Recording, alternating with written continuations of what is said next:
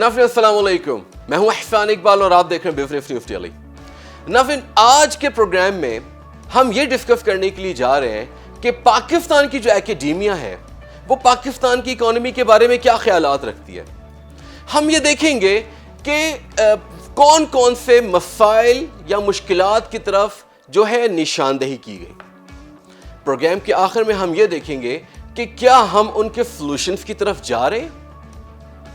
तो नाज़रीन, इसके लिए हमने सबसे इंपॉर्टेंट ये देखना था कि एकेडेमिया में हम किस पर्सनालिटी को चूज करें। तो हमने डॉक्टर अनिल सलमान साहब को चूज किया, जो कॉमफेट्स में इकोनॉमिक्स के डिपार्टमेंट के हेड हैं। नाज़रीन, उन्होंने एक वेबिनार के अंदर बहुत से पाकिस्तान की इकोनॉमी के अंदर जो इम्पेडिमेंट्स हैं, प्रॉब्लम्स हैं, उनको आश्कार किया। हम उनको वन बाय वन देखते हैं। सबसे पहले उन्होंने वेबिनार की सीरीज में बताया कि पाकिस्तान की इकोनॉमी के सबसे बड़े जो इम्पेडिमेंट्स हैं वो 4 यूज हैं, यानी कि अनसस्टेनेबिलिटी, अनसर्टेनिटी, अनस्टेबिलिटी एंड अनइक्विटेबिलिटी। नाज़रीन, हम अपने प्रोग्राम्स में इस हवाले से कई बार डिस्कस करते आए हैं। हम ये देख रहे हैं कि बजट जून 11 को आ रहा है, लेकिन अभी भी हमें अनसर्टेनिटी नजर आ रही है। हम ये जानते हैं कि एक छोटी सी कंपनी या एक छोटा सा कारोबार जो है, अगर सस्टेनेबल नहीं है in terms of revenues, in terms of sales, profits, cost, efficiency, वो तबाह हो जाता है। तो पाकिस्तान की इकोनॉमी के अंदर भी हमें अनसस्टेनेबिलिटी नजर आ रही थी। अनइक्विटेबिलिटी की बात करते हैं हम, आगे जाके जब जेंडर गैप की बात करेंगे, अमीर और गरीब के फर्क की बात करेंगे। आखिर में हम देखते हैं कि अनस्टेबिलिटी। देखिए नाज़रीन, जब सस्टेनेबिलिटी नहीं होगी तो स्टेबिलिटी कैसे होगी। जिस तरीके से अभी हमारे प्रीमियर जो हैं इमरान खान साहब ने कहा कि पाकिस्तान ने स्टेबिलिटी हासिल कर ली है, अब हम ग्रोथ की तरफ जाएंगे, यही निशानदेही की गई है। अब ये देखना है कि क्या इसको सस्टेन करेंगे या नहीं। इसके अलावा डॉक्टर अनिल सलमान ने 5 C's की तरफ जो है निशानदेही की, जिसके मुताबिक पाकिस्तान में करेज, कोऑपरेशन, कंपैशन, कोऑर्डिनेशन। नाज़रीन, हम ये देख रहे हैं कि कॉम्पिटेंस एंड क्रेडिबिलिटी की भी कमी नजर आती है। पाकिस्तान कॉम्प्रोमाइज करता हुआ नजर आता है। नाज़रीन, पाकिस्तान के हवाले से एक बहुत इंपॉर्टेंट इंडिसेस है जो मैं प्रोग्राम के आखिर में शेयर करूंगा। यह हैरानकुन बात होगी। नाज़रीन, अब हम ये देखते हैं कि पाकिस्तान की इकोनॉमी में एट प्रेजेंट क्या क्या छोटे छोटे जो बेसिक फैक्ट्स हैं। फैक्ट्स ये हैं कि Pakistan lakhs foreign direct investment. ये बहुत इंपॉर्टेंट है। हमें शुक्र अदा करना चाहिए अपने डायस्पोरा का, अपने एक्सपैट्स का, अपने उन तमाम बहन भाइयों का जो बाहर जाकर काम करते हैं और यहाँ पर रेमिटेंसेस भेजते हैं।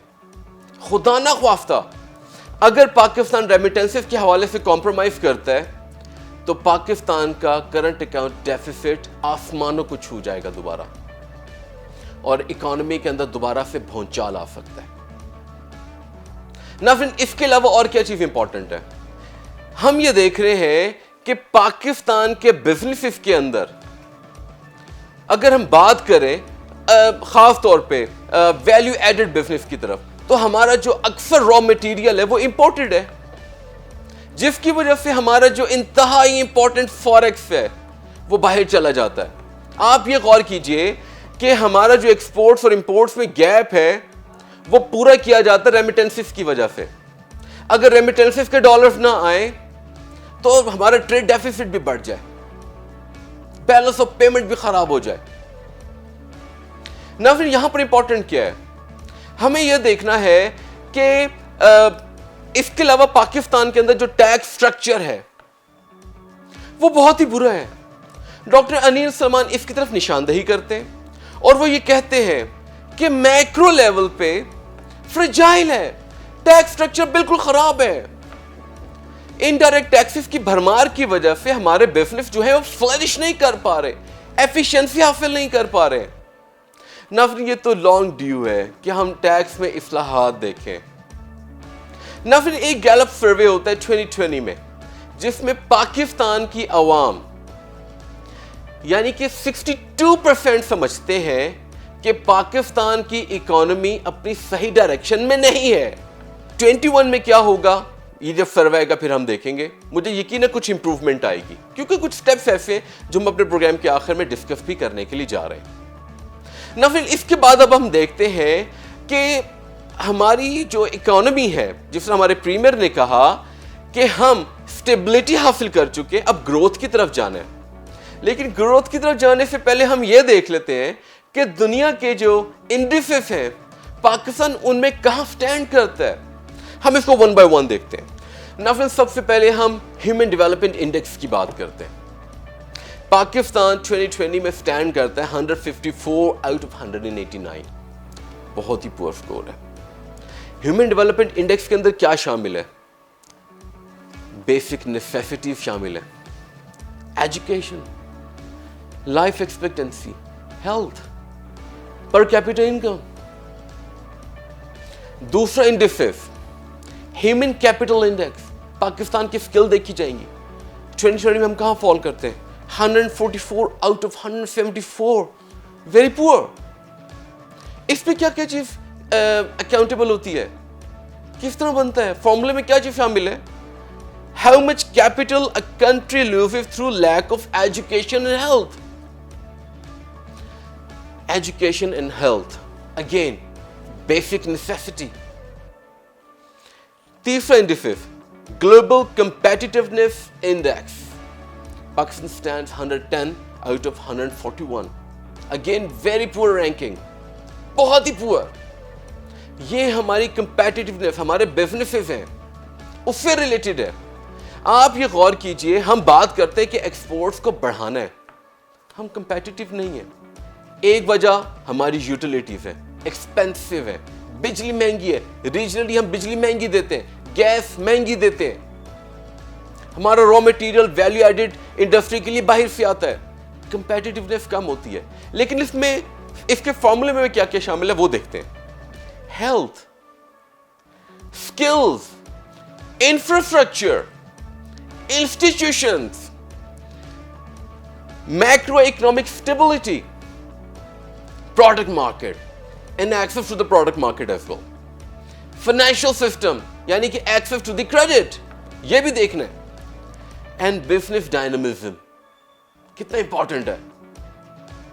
میں حیران ہوتا ہوں اس بات پہ کہ ہمیں تقریباً 70 سال سے زیادہ ہو گئے, کبھی پاکستان کی بزنس ڈائنامزم پوری دنیا میں مشہور تھی, لیکن آج نہ جانے کس چیز کی نظر لگ گئی ہے.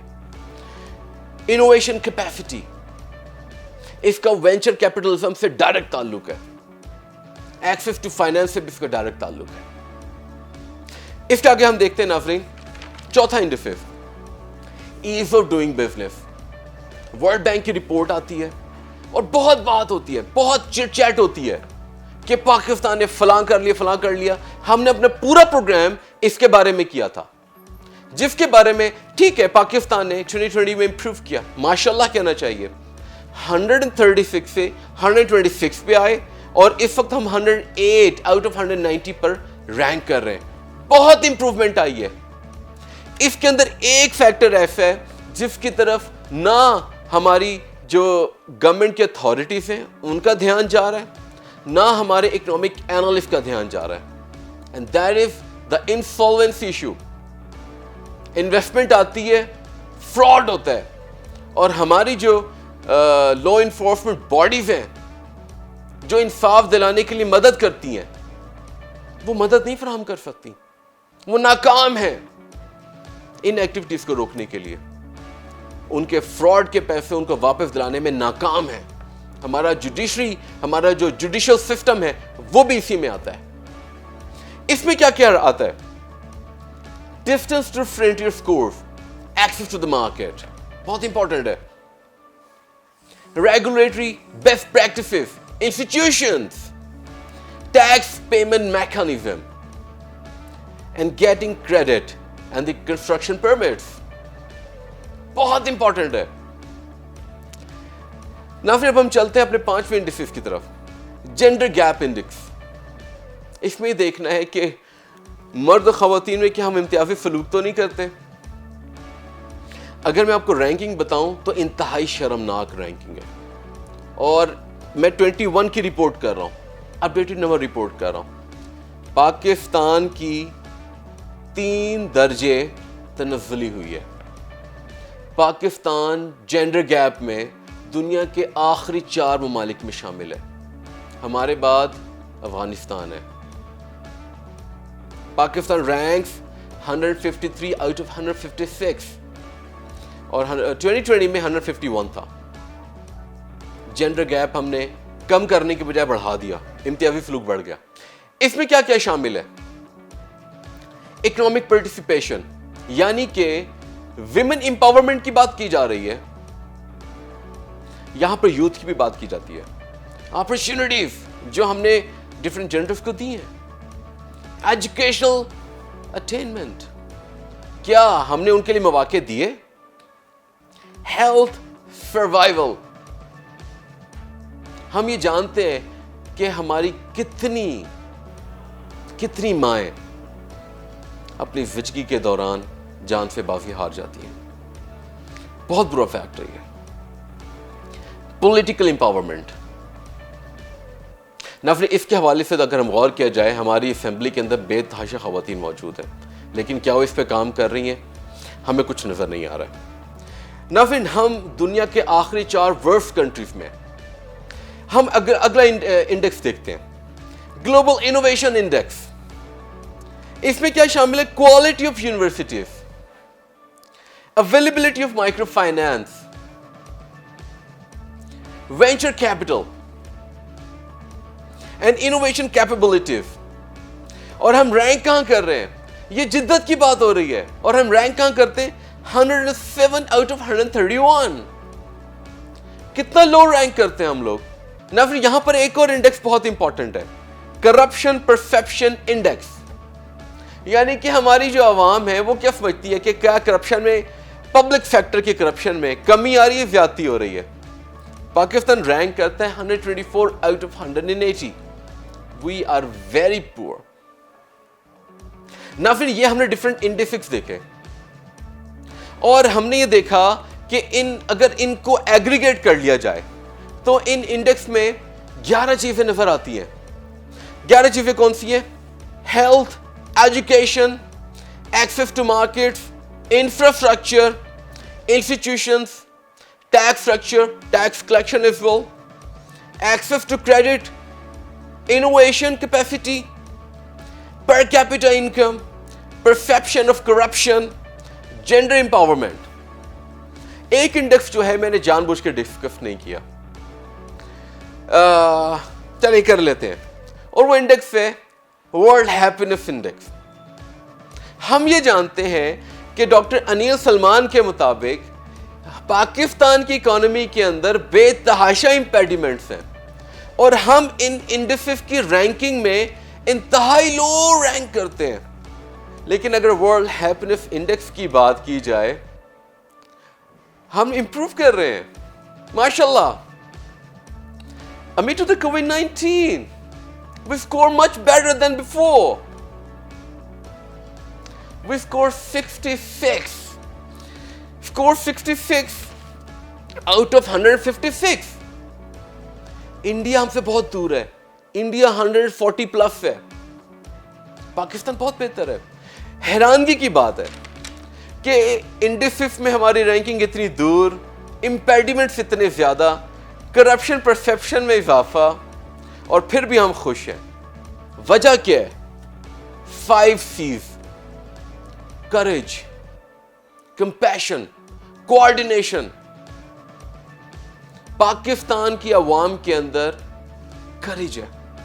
لیکن اب یہ دیکھنا ہے ناظرین, جس طرح ہمارے پریمیئر نے بات کی کہ ہم نے اسٹیبلٹی حاصل کر لی, گروتھ کی طرف جانا ہے. ہمیں یہ دیکھنا ہے کہ گروتھ پہ جانے سے پہلے ان انڈیسز کا جائزہ لیا گیا, اور کیا ان انڈیسز کو امپروو کرنے کے لیے اقدامات کیے گئے. ہمیں یہ بھی دیکھنا ہے کہ ہمیں جو گروتھ ہے اس سے کیا فائدہ ہوگا. ہم نے جو ایگریگیٹ پوائنٹس آپ کے سامنے رکھے ہیں, کیا اس میں امپروومنٹ آئے گی, کیا بیسک نیسیسٹیز میں آئے گی. لیٹس سی گورنمنٹ نے کیا کیا. ہیلتھ کے حوالے سے یونیورسل انشورنس پاکستان کے 2 بڑے صوبوں میں ماشاءاللہ کہنا چاہیے ہیلتھ پہ خرچہ بڑھ گیا.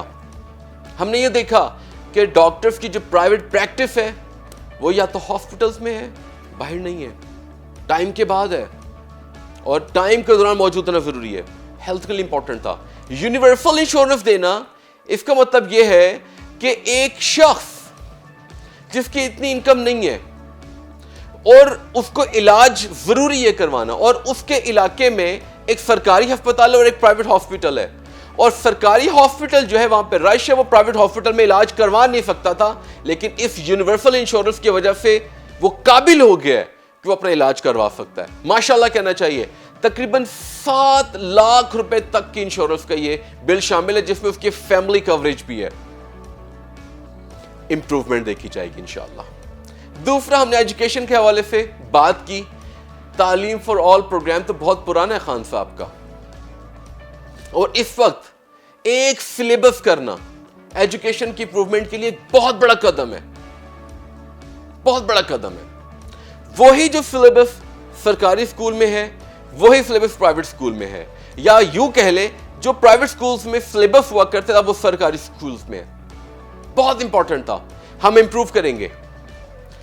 Axis to markets and infrastructure CPEC زور و شور سے جاری ہے ماشاءاللہ سے, اور ہم یہ دیکھ رہے ہیں کہ ہماری گیس پائپ لائن بھی بچھ رہی ہیں, روڈز کا نیٹ ورک بھی بچھ رہا ہے, ہمارے لوگوں کی ایکسس ٹو مارکیٹ بڑھ رہی ہے. یہی وجہ ہے کہ چترال سے لے کے کراچی تک, چترال سے لے کے گوادر تک زبردست تجارتی قافلے نظر آتے ہیں ماشاءاللہ سے ہمیں, اور ساتھ جو راستے جوڑتے ہیں. سی پیک کی خوبصورتی یہی ہے کہ مختلف اضلاع کو جوڑا گیا ہے. ایک زبردست ایک فش بون جو ہے ٹائپ کا آپ کو نیٹ ورک نظر آتا ہے, مارکیٹس جوائنٹس نظر آتی ہیں آپ کو.